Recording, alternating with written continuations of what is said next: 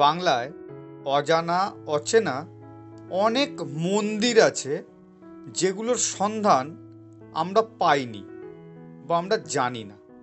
আজ তেমনই একটা মন্দিরের সন্ধান আপনাদেরকে দেব। 200 বছরেরও বেশি এই মন্দিরের বয়স। 4 মন্দির বলে বিখ্যাত। আড়বেলিয়া গ্রামে এই 4 মন্দিরটি অবস্থিত।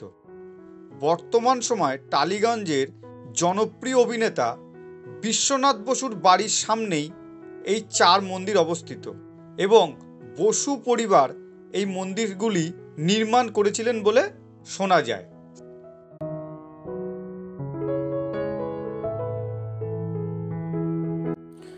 খুব বড় বড় শিবলিঙ্গ 4টে মন্দিরেই অবস্থান করছে। পাশেই বিরাট একটা পুকুর আছে। মন্দিরের কারুকার্যগুলো সত্যি দেখার মতন। অনেক অনেক বছরের পুরনো এই 4 মন্দির, যেটা হিসাব করে দেখলাম যে 200 বছরেরও বেশি বয়স এই 4 মন্দির। ওখানকার স্থানীয় মানুষের সাথে কথা বলে এটাই আমরা সিদ্ধান্তে উপস্থিত হলাম যে মন্দিরগুলোর বয়স 200 বছরেরও বেশি।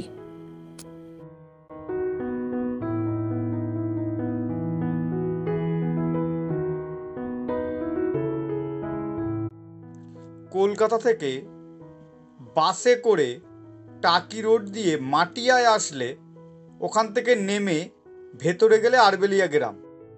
ট্রেনে করে কেউ যদি আসতে চায় তাহলে হাসনাবাদ লোকালে উঠতে হবে। শিয়ালদা থেকে হাসনাবাদ লোকালে উঠে মালতীপুর স্টেশনে নামতে হবে এবং ওখান থেকে অটোয় করে মাটিয়া গ্রাম, মাটিয়া থেকে আড়বেলিয়ায় টোটো করে যেতে হবে, সামান্য পথ। এইভাবে ট্রেনে আসা যায়। আর বাসে তো বললামই, কলকাতা থেকে আসতে হবে হাসনাবাদগামী বা বসিরহাটগামী কোনো বাসে, সেখানে মাটিয়া গ্রামে নামতে হবে, নেমে টোটোয় করে আড়বেলিয়া গ্রাম। মাটিয়া থেকে 3-4 কিলোমিটার ভিতরে আড়বেলিয়া গ্রাম, যেখানে অভিনেতা বিশ্বনাথ বসুর জন্মস্থান, পুরনো বাড়ি।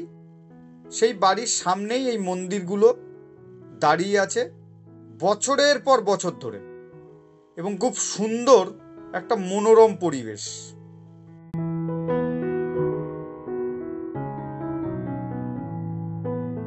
নিরিবিলি শান্ত একটা পরিবেশ, অসাধারণ একটা পরিবেশের মধ্যে দাঁড়িয়ে আছে 4 মন্দির।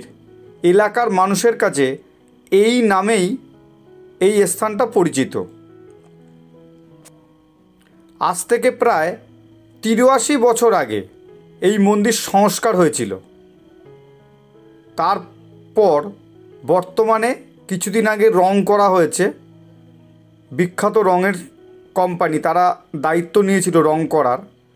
পাশেই আমরা পুকুরটাকে দেখতে পাচ্ছি। এই পুকুরে কাপড় কাচা, বাসন মাজা নিষিদ্ধ। তার সামনেই দাঁড়িয়ে আছে 4টি মন্দির এবং 4টি শিব মন্দির। শিবলিঙ্গ আছে 4টি মন্দিরের ভেতরেই এবং শিবলিঙ্গগুলো খুব বড় এবং মন্দিরের গায়ে যে কারুকাজ করা আছে সেগুলো খুব সুন্দর। দরজা সেগুলো খুব সুন্দর কারুকাজ করা, যেগুলো দাঁড়িয়ে থেকে দেখতে হয়। খুবই সুন্দর একটা পরিবেশ এবং খুব সুন্দর একটা জায়গা।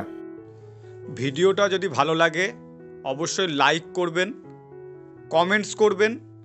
আপনি যদি নতুন হন আমাদের চ্যানেলে অবশ্যই চ্যানেলটা সাবস্ক্রাইব করে নিচের বেল আইকনটা প্রেস করে দেবেন। আর আপনি যদি ফেসবুক থেকে দেখেন তাহলে আমাদের পেজটাকে অবশ্যই লাইক করে দেবেন। ভালো থাকবেন, ধন্যবাদ। আবারও খুব তাড়াতাড়ি নতুন কোনো ভিডিও নিয়ে দেখা হবে।